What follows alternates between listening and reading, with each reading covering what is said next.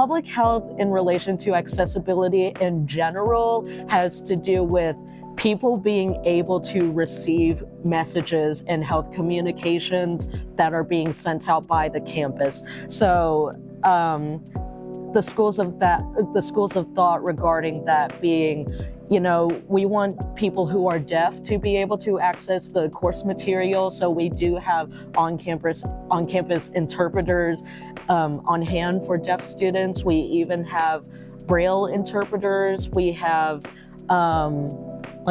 we have safe rooms for people who are neurodivergent and they just need space away from campus life in case they get overstimulated. We also have bike ramps and really just mobility ramps in general for anybody who is not or who cannot walk on their own. So we are able to cater to people of any mobility needs as well.